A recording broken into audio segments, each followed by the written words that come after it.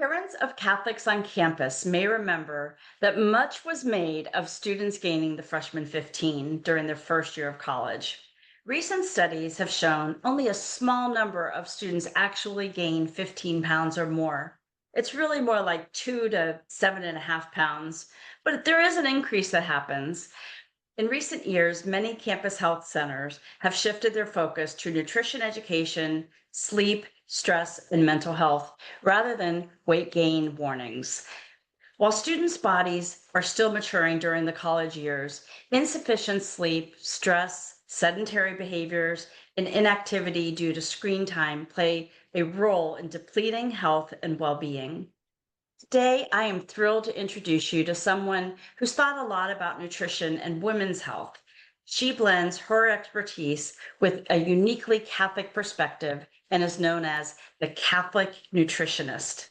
Florencia Moynihan is a nutritional therapy practitioner, fertility education and medical management instructor, and a women's health advocate. She is the host of the Made Good podcast and runs a thriving practice dedicated to helping women heal through faith, bio-individual care, and the integration of body and soul. She is the author of Made Good, Overcoming the Lies That Keep Women at War with Their Bodies. Welcome to the podcast, Flo. Thank you for having me, Virginia. I'm so excited to be here. Yes, let's start by having you tell us a little bit about yourself. Yes. So I am, like you said, I'm a nutritional therapy practitioner, a FEM instructor in our company, the Catholic Nutritionist. Our mission is to help women find freedom and understanding the goodness of their bodies and really seeking out restoration through root causes and using food properly. So we're really passionate about specifically helping Catholic women because I deeply believe that of all people in the universe, Catholics should be the model. We should be the ones who understand it the most because we have this fullness of understanding of the dignity of the human person, because we're the ones that love theology of the body, because we're the ones that care so much about our families and our vocations. And so we really want to make sure that every single Catholic woman knows the goodness of our body and the practicals of how we take care of it. So Yes. I am, since this is Catholics on campus, I am also a Cal State Fullerton grad. And I actually studied human communication studies back in the day. So for anyone who's like, whatever I study has to be what I do, never expected I would be a nutritionist. But I do use my degree every single day because it was all interpersonal communication. Yeah, I love that. It's so true. We often don't know God's plan for us until well after graduation, right? So we Right. go in thinking we're going to do one thing, and then we find out, oh, well, this is how the dots actually connect.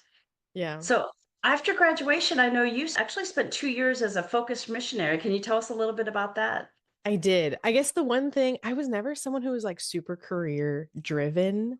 And I wasn't someone who was like going to college set on having a certain career. I was like, I don't know, maybe I'll be a teacher. I love kids. And I was like, you know what? I might need to switch that up a little bit. And I was like, I like communication. Let's just do that. I really was just like, I'm going to figure this out as I go. But once I was like a junior in college, I was like, whatever it is that I do, it's going to be for the Lord. Like, I just want to share the gospel for every day of the rest of my life. I just want everyone to know Jesus's love. And so it was like a no brainer for me to be a focused missionary after, because I was just so serious and so passionate about the college campus being such a battlefield for souls and really wanting everyone to know how much Jesus loves them and what it could look like, what your college experience can look like when you have the right community, because that I changed love everything. that. So I was a focus missionary in Colorado State, and then we were the first team at Long Beach State here in California, and learned a lot. I met the most incredible people, but I personally, that's where I was like really struggling with my own health and with my relationship with food. And from there is really where the Lord was like, okay, first, I want to help heal and restore you. And then, do you want to go do it for other people? And I was like, absolutely, put me in. Yeah. Yeah. Well, and so how did you move to this world of nutritional therapy? How did that happen after you left Focus? I left because of Made Good. Like, I had a journal session with the Lord in adoration where I was like, wait, everything is crystal clear. And I made this crazy map. I still have the journal of every single thing that I needed to do and what he was asking me. And this is what it's going to look like. We're going to do these retreats and we're going to have this program. We're going to help these people. And I was like, okay, nice. So I need to go become a fem instructor and I need to go back to school and I'm going to become an NTP, and signed up for those programs before I had even left campus. I started some of those in my second semester before I left campus, and just really kind of put my head down and focused on it because it felt so crystal clear. The suffering that I had experienced and what I was witnessing in women around me, like the way that they were struggling, the chaos that they were living in, that we were all living in, was just really, really clear to me what Jesus was asking and what he wanted instead, which was we need to understand the way that our bodies are made. And then most of us are just like really poorly equipped on how to live a normal life and how to live a healthy life. So it all kind of just flowed. Truly, I have to say it was grace. Yeah. Yeah. I spent about 15 years working with sorority women on college campuses. And one of the top issues we were confronting was disordered eating and obsessive exercise. It broke my heart when I would just see I'd eat in the dining halls as part of my job. And we would see women just walking around real thin, baggy clothes, just barely picking anything to put on their tray or being very choosy about what food they were consuming.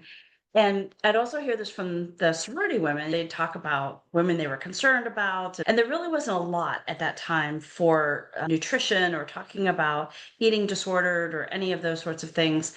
So I actually had to school myself on some of that and then figure out like how working with our counseling center, how we could help them. I think your book would have been so helpful to have at that time. And I have to show the cover here for those of you watching on YouTube. Made good. Check out this book. I read it in on a weekend where I was traveling, so I had a lot of time on the plane and all that, and it was so wonderful. What inspired you to write the book?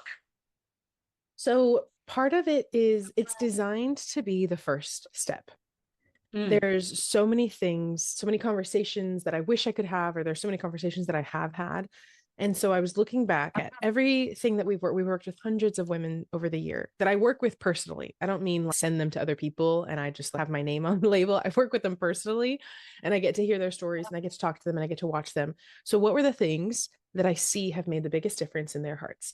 What are the things that maybe if someone can't join our program yet or is a little bit too young, sometimes I'll have high schoolers reach out. It's like, not quite yet, but what's something that where you could start and where you could begin? And then even just helping open up the conversation, like exactly what you were saying of girls being like, man, I'm concerned about so and so, or sometimes you think that maybe you're concerned about it. Some people are very problem aware and they know, hey, I have a problem with food and I really want God to help me restore this. And so they seek out Made Good. There are other people, though, like me, who I didn't really think it was a problem. I thought Mm. that what I was doing was normal. I thought that it was fine. I kind of thought everyone struggled the way that I was struggling. It really was not clear to me the depth of my struggles or the possibility of freedom that was available to me. And so the way that the book is designed is really so that you can open up conversations. It's designed to be for a book club. It's designed for a mom and daughter to go through. It's designed for you to read about and then go talk to your best friend about, because I really think that conversation, especially for women, communion is essential to your healing and to your freedom.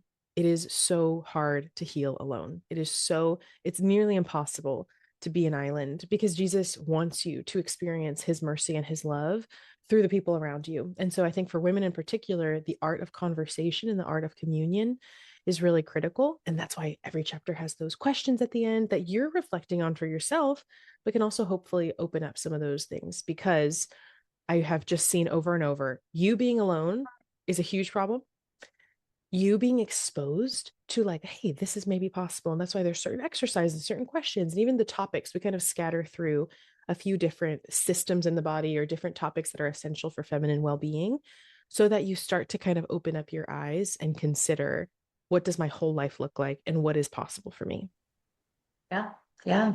Now, how did your experiences shape this healing framework that you've highlighted in the book? Yes, I joke that I had this like Bermuda's Triangle of suffering for a lot of my life.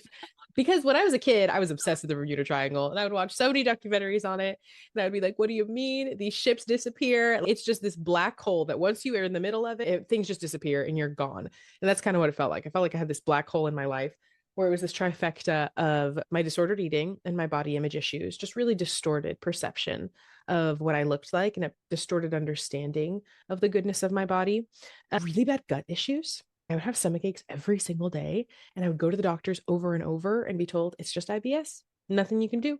Or maybe go vegetarian, cut out all your meat. That doesn't help at all. And so then I was like, I'm going to go carnivore. And I did a bunch of different things just to try and escape the gut pain, which did totally go away. And it was a lot more things that no one ever told me. And then the third one was really, really bad periods. So I did feel like my period was an absolute curse. And when it came on, it was just kind of wrecking my life for weeks at a time. So it was that kind of that trifecta of it being like, okay, these are problems in that are disturbing my day-to-day life. These are things that really confuse me. When I go to the doctor, they're not helping me. So I'm going to go figure this out for myself. And I did really believe, I lost a lot of trust, but I also really did believe that a holistic path was possible. And I did a lot of trial and error. And so with our method, a lot of it is the lessons that I literally learned with my own body, the mistakes that I made with my own time of years and years. And the way that I see it is that there is an order of events. It's like PEMDAS that you have to go in order, parentheses first, all of those kinds of things. With your health, you can actually save a lot of time and a lot of headaches and a lot of heartache if you know the proper order. But those things were never taught to me. I was just kind of grabbing things off of Instagram, grabbing things off of advice that people were giving me. And so really putting it together into a method that can help you have tracks. If you're someone whose brain is like, man, if I had tracks that I could go on, the train could just run. Sometimes we just need those tracks. And I want to help simplify the health world for you. I know it can be very overwhelming. I know everyone and their mother is telling you different things. So just to kind of start to give you a little bit of clarity and a framework that you could really start to implement today. Yeah. Yeah. I love chapter 2 where you talk about the chapter's called What Kind of a Woman Do You Want to Be? And you talk about helpful thoughts and unhelpful thoughts. And that's really a lot of what I talk about as a mindset coach. So I was wondering, how did you recognize that was such an important aspect? And you also have this Mary test and the Mary Life Audit. Talk a little bit about these tools that you've developed. Yeah. So your brain does best when it knows what the end goal is, where the destination is. And a lot of times we know what we don't want in our lives. We know, oh man, I don't want to have these symptoms, or I don't want to be obsessed about this anymore, or I don't want to be this kind of person that's XYZ. That comes very easily.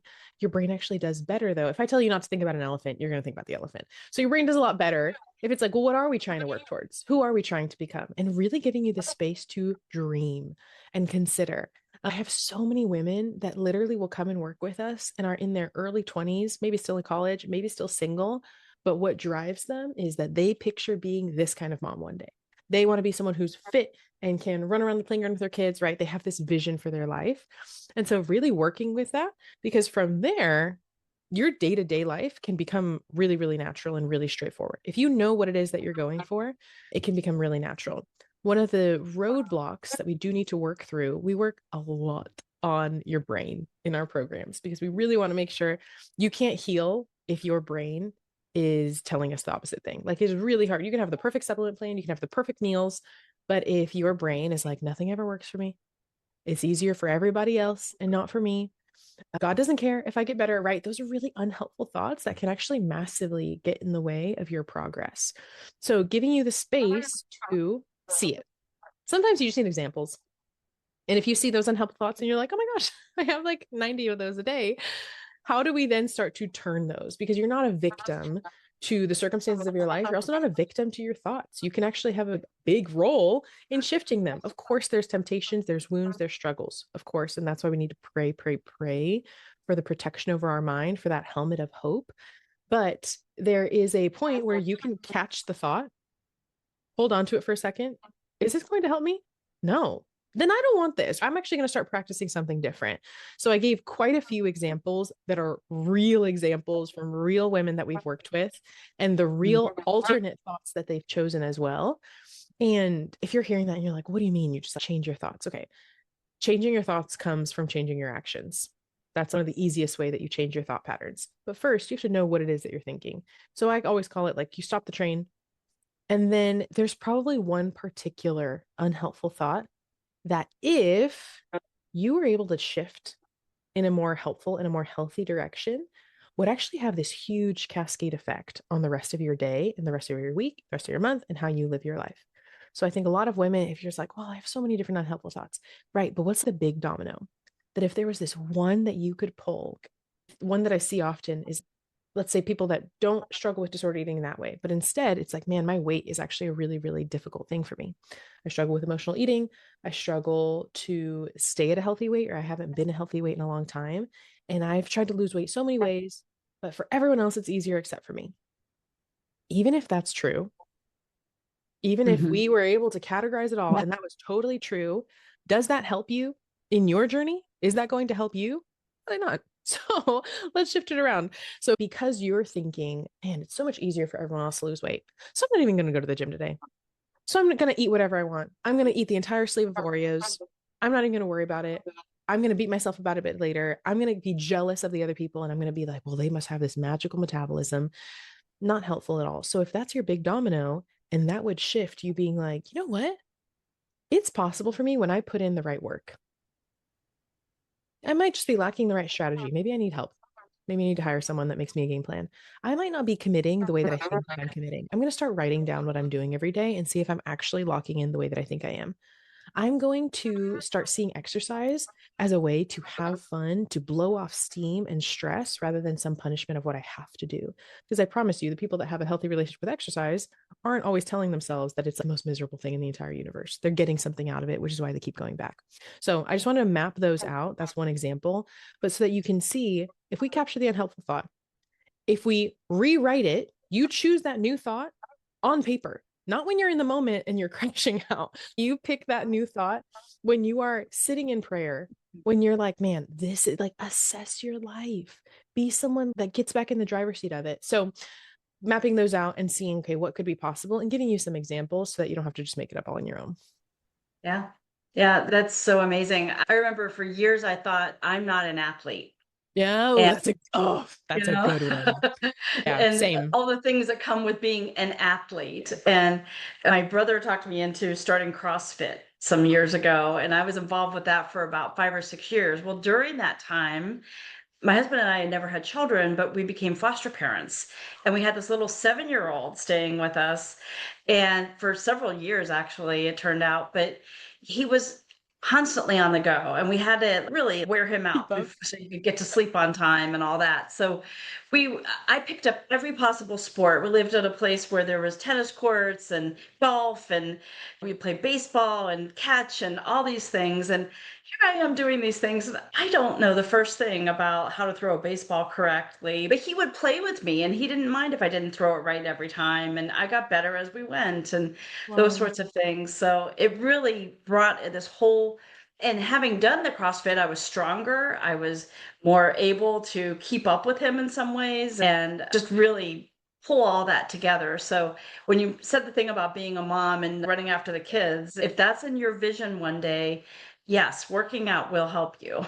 Yeah. And that's such a prime example of when I said action is what changes your thoughts and your brain, Mhm. because you just went. You just started going to those classes. You didn't Yeah. start thinking, no, no, no, I am probably really fast and strong. And I no, you start going and doing it and you start surprising yourself and you start Oh, impressing yeah. yourself and being Yeah. like, okay, wait, I have this whole other side of myself that I never discovered. And then it develops. That's such a good example. Yeah. Yeah. Thanks. You also talk in the book about the lies that you believe about yourself Yeah. and how to challenge those thoughts. Can you speak a little bit about that? Yeah. The subtitle of the book is Overcoming the Lies That Keep Women at War with Their Bodies. So, one of the Mm. things I just want you to be aware that there is a war, that there is a battle. The battle is not between you and your body, though. There is someone out there that is prowling like a lion and seeks to steal, kill, and destroy, steal your joy, steal your future, destroy the potential that you have for a joyful, abundant life, and to kill off your relationship with God. Mm. Truly. So we have to be aware, and we're not people that really hyper focus on the enemy. You don't have to. You focus on God, but you do need to be aware that it's out there and that there is a spiritual battle. There's a battle for your soul. And for women, a huge battlefield is going to be how much can you be distracted by your own body? How much can you be discouraged? How much can the sufferings that you might be experiencing with your body destroy your view of the Father? Like, how can we use this humanity and our fallen nature? Yes, we're redeemed, but on this side of heaven, most of us are not going to have perfect bodies or perfect health at all times. There is a lot of physical suffering that we experience here. And I'm sure if you're listening, you probably are someone or know someone who right now is going through immense physical sufferings. And that is just the reality. And at the same time, we as Catholics believe that our suffering is redemptive and that God is still good. And so we have to have this kind of a lay of the land. So, chapter 3, that's really what I wanted to map out. Chapter 3 was actually the first chapter that I wrote of the entire book because I want you to have this map of the battle that's going on. What is going on? Where are you maybe getting distracted? Is there some friendly fire going on? And are there lies that we actually need to bring to God that need to be healed? One of my friends right now, she keeps talking to me about this. I got to go sit with this a little bit deeper. But she talks about how she doesn't just repent for her sins when she goes to confession. Of course, she goes and does that, but she'll go one step deeper and be like, well, Jesus, what's the lie that I believed that caused me to act out in that way? Mm. So we're really good usually at recognizing this sin. This is what I did wrong. But have we gone back and thought, well, yeah, this is the way that I'm struggling. This is the way that I need your mercy. This is the way that I'm separating myself from your merciful love. But what's the lie that I believe in the first place? Do I believe that you don't hear me? Do I believe that you don't actually care? Do I believe that my body doesn't matter?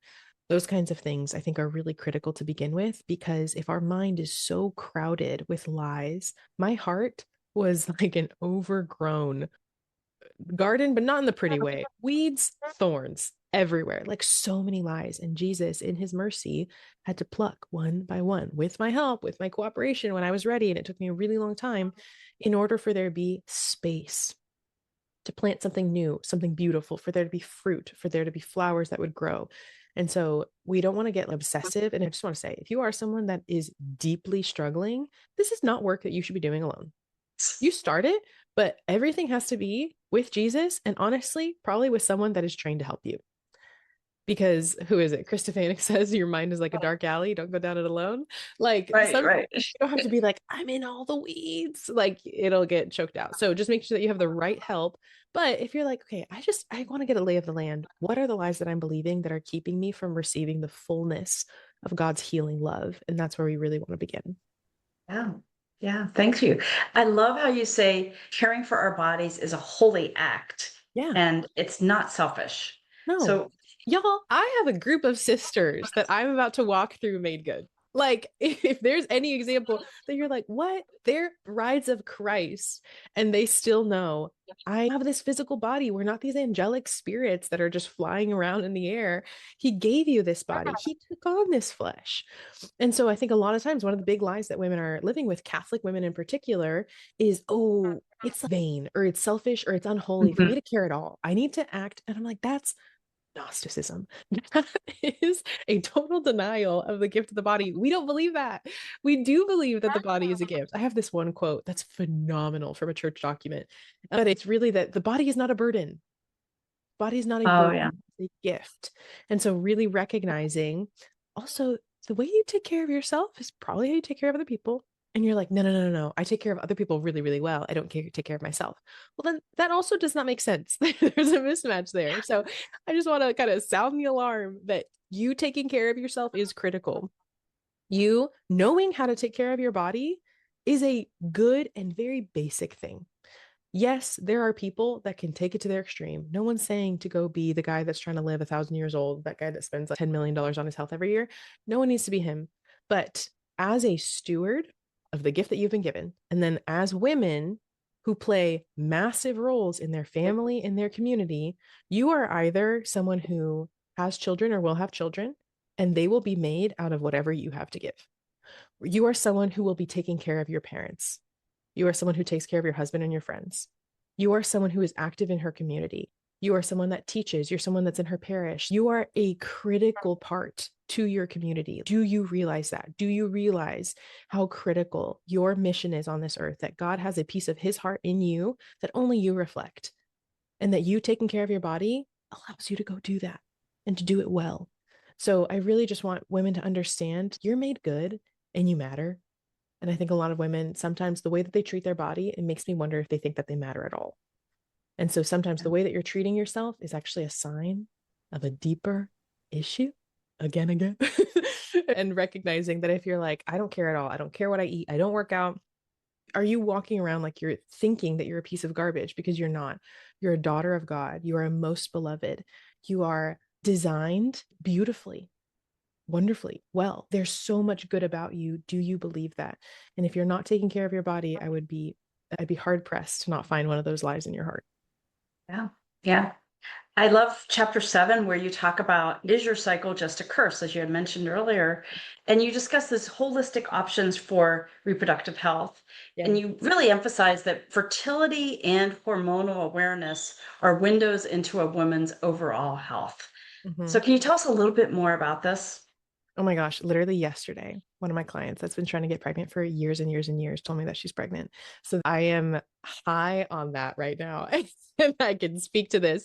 One, you need to understand how the cycle is designed to work and how your feminine body is designed to work in order to understand how to help it do what it needs to do.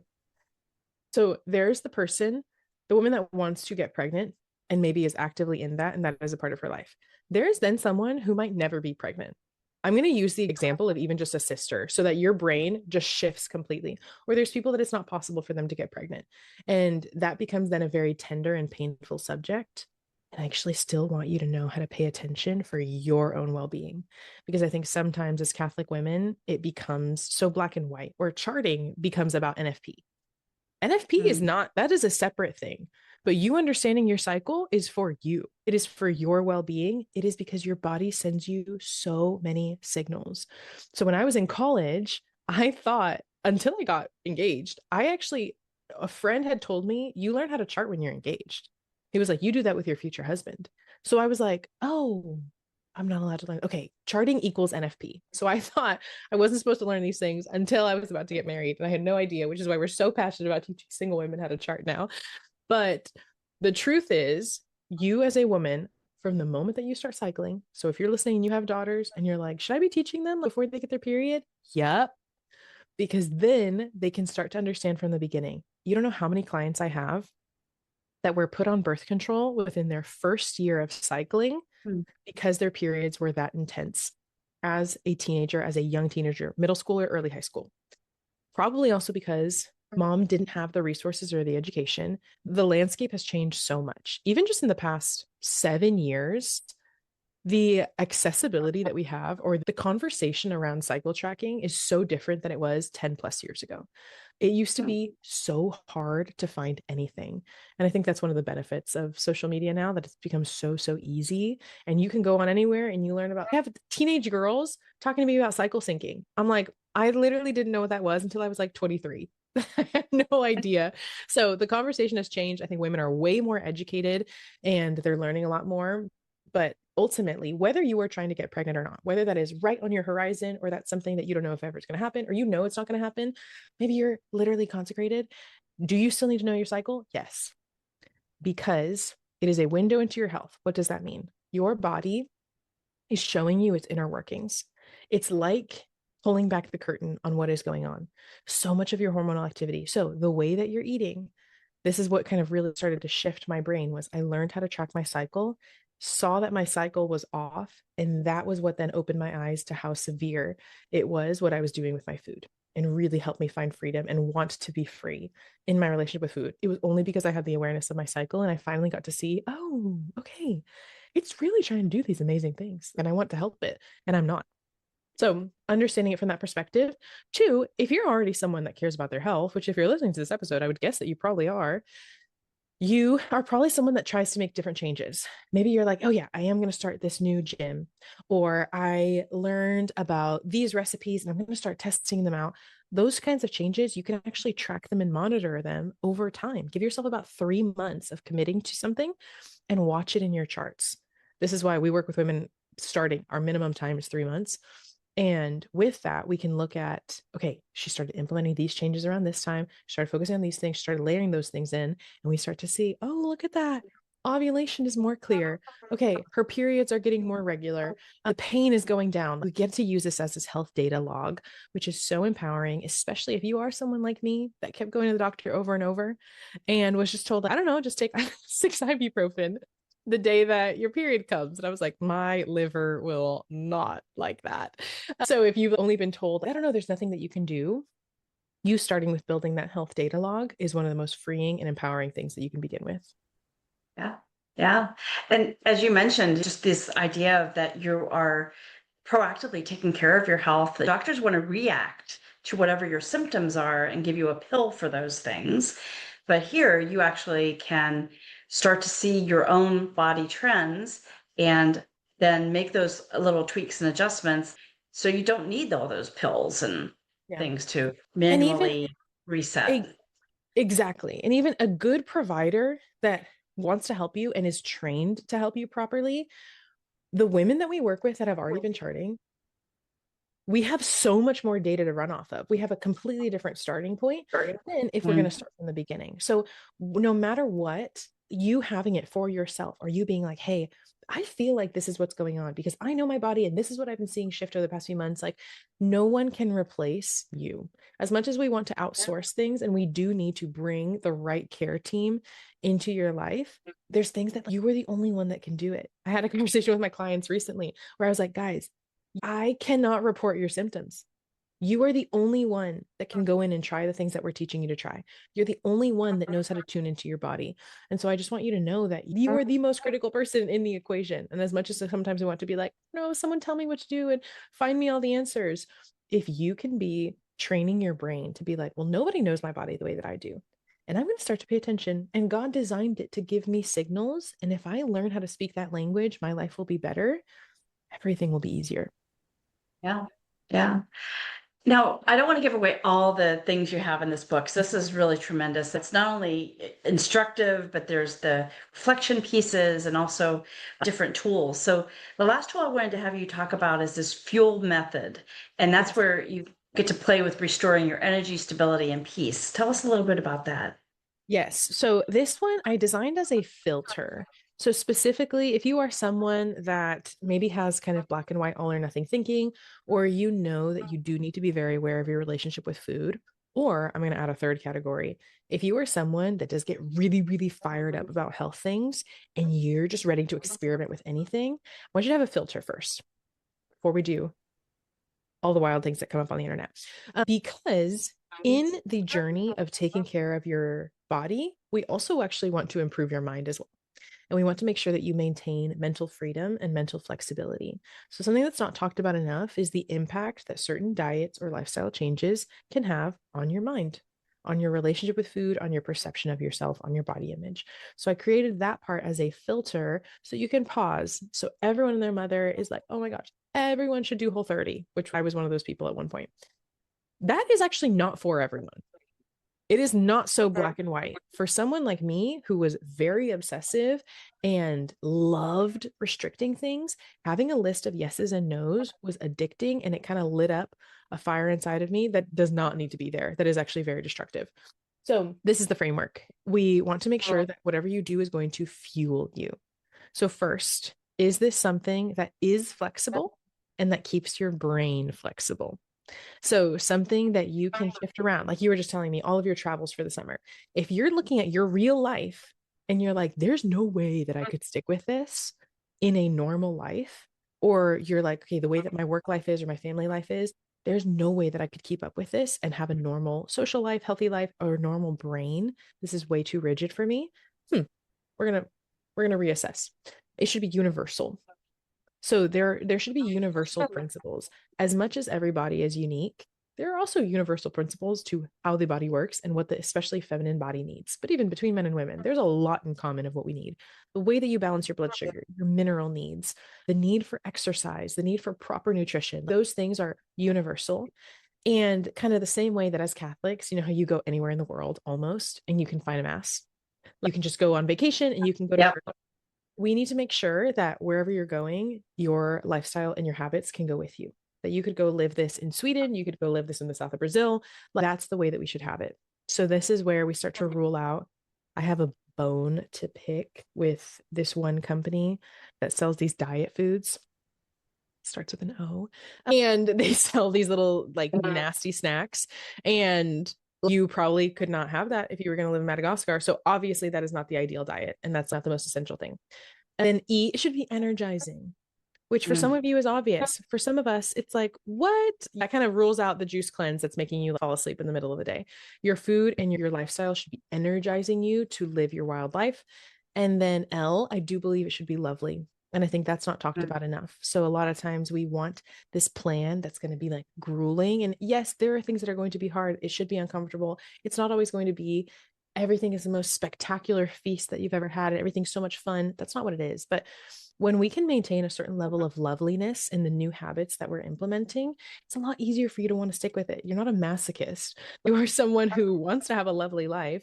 And so, if the way that your habits flow, or the plan that you're doing, or the protocol that you're on, there can be a certain way that you look at it and you're like, yeah, there are parts of this that are challenging, but I can see how this fits in. Or, you know what, waking up for sunrise is really hard in the beginning. But once I'm out there, I love being a sunrise person.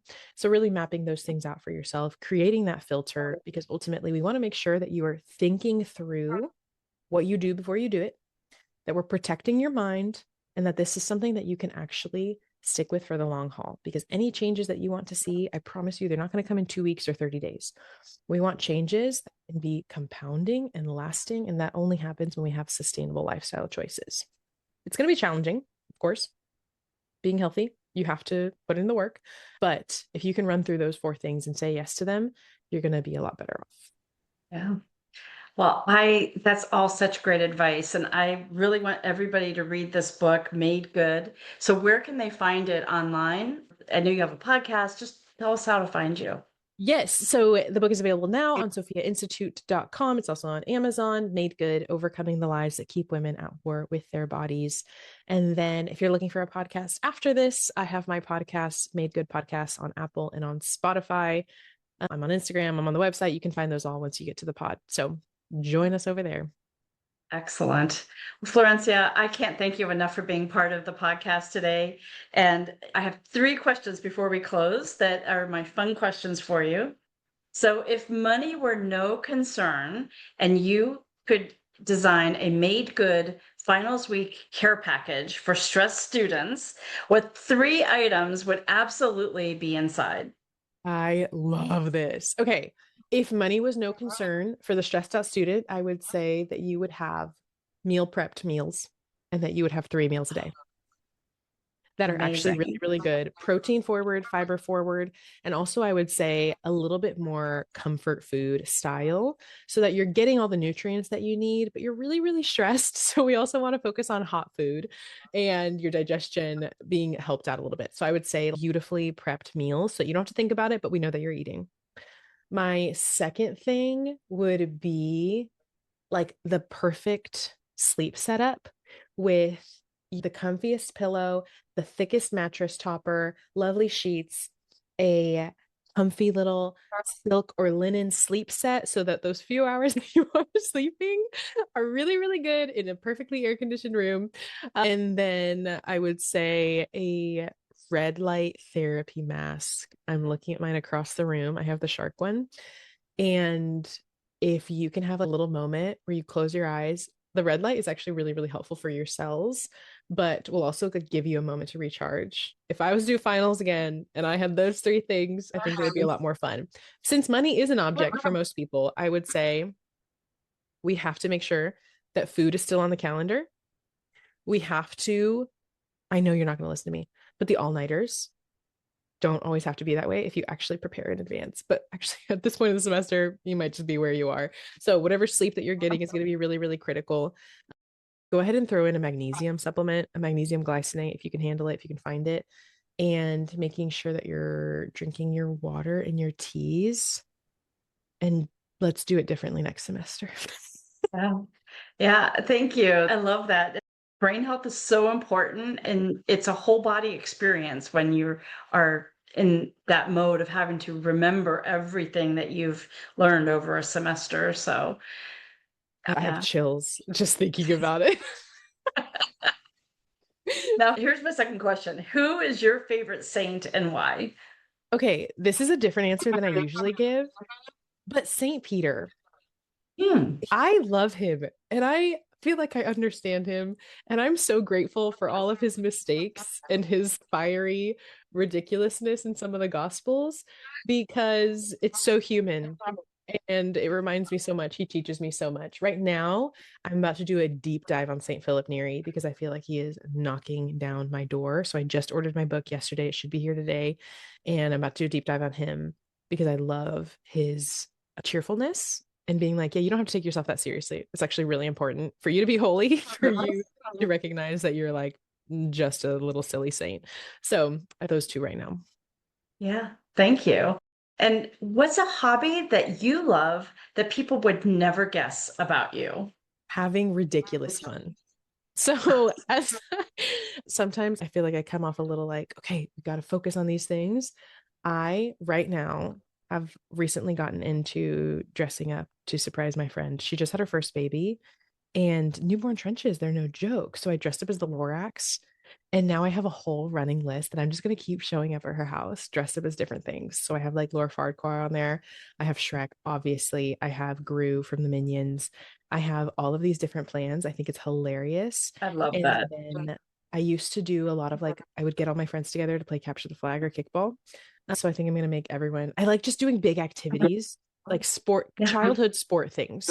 So my current plan is to have a playground day because I haven't played yeah. handball in a decade or around the world. So putting together childhood playground fun or playing sardines. Our friends play sardines a lot, which is hilarious for 30-year-olds. So those kinds of games keep me young and I literally will never let them go. I think I'll be 80 with a walker and still hiding and seeking. I love it. I love it. Florencia, it has been so great to have you on Catholics on Campus and hearing all of your good news that you're doing. So I just want to thank you again for being part of this podcast. Thank you so much for having me. This was so, so much fun. You're welcome. So, my dear Catholics on Campus, we've reached the end of another episode. If you are new to the pod, I want to invite you to subscribe so that you don't miss an upcoming episode. I've also want to encourage you to go back and listen to my archive of past shows because there's a lot of good stuff in there. So please give the podcast a 5-star rating, share it with your friends. This is the year that we're going to expand our reach, and I need your help to make that happen. So if you'd like more information about Catholic coaching, visit my website, knotsuntied.com. And until next time, my friends, Mary, untier of knots, pray for us. God bless you.